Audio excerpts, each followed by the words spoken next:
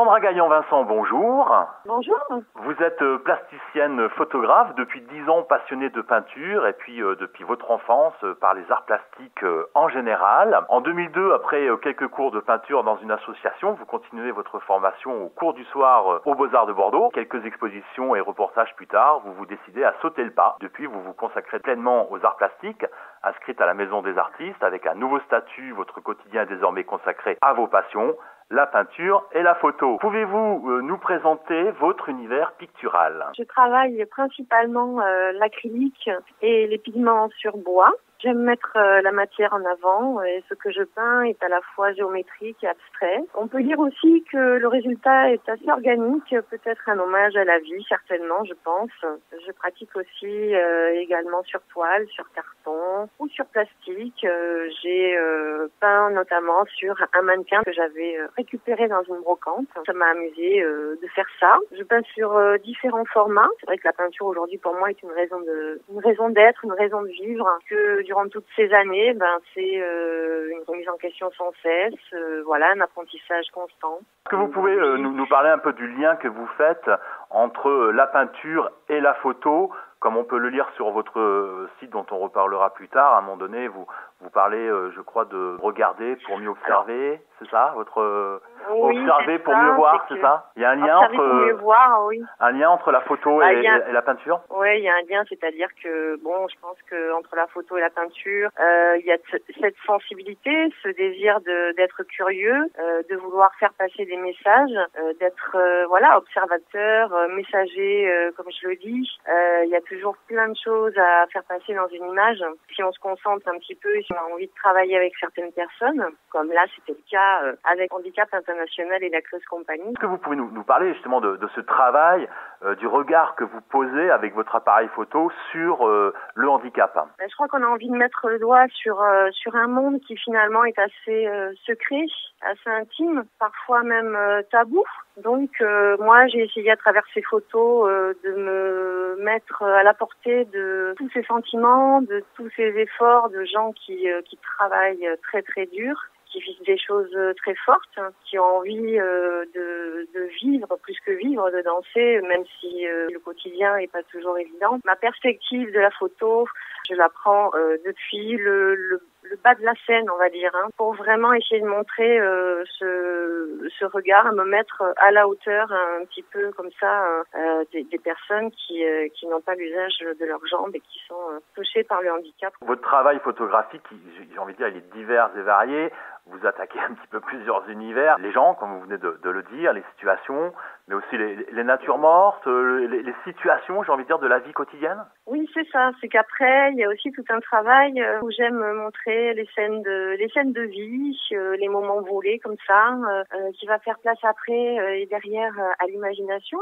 Donc une scène furtive et puis dans l'intimité de certaines personnes, sans montrer et être voyeur, c'est pas ça, mais derrière développer une certaine curiosité, une certaine imagination, puisque l'imagination est infinie et après c'est assez magique, je trouve. Et puis il y a aussi un travail de photo en macro qui est très pictural, qui est très dans la couleur, dans les effets un petit peu techniques de la photo.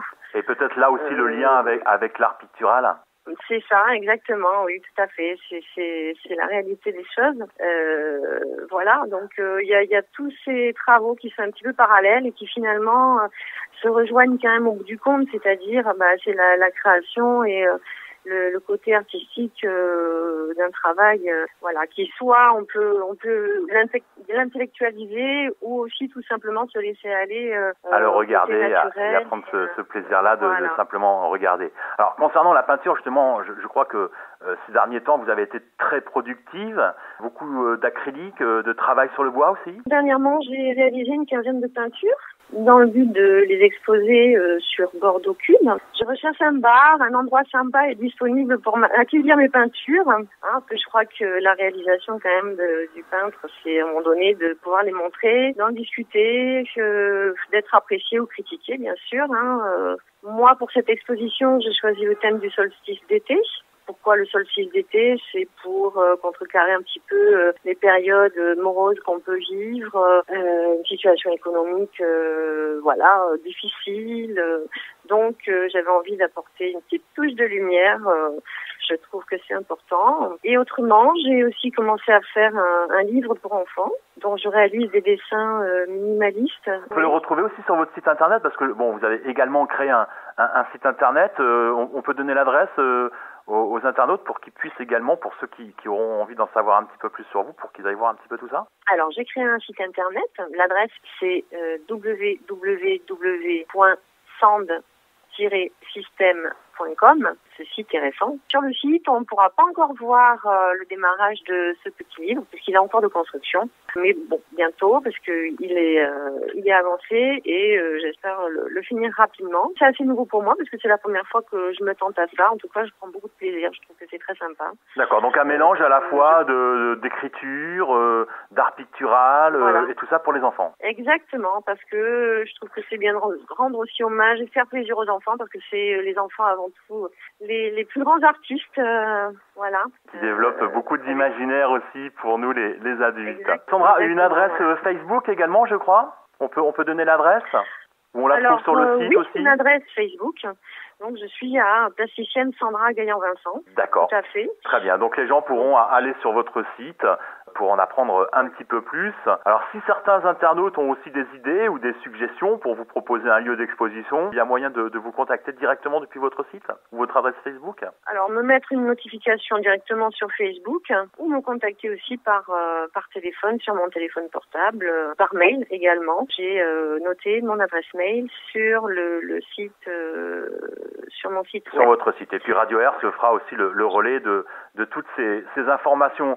Sandra, merci beaucoup et bonne continuation pour la suite. Vous nous tenez au courant lorsque vous aurez trouvé une exposition et on sera ravis de venir vous interviewer et voir un petit peu tout votre travail. Très bien, merci beaucoup. Et puis à bientôt pour de nouvelles aventures.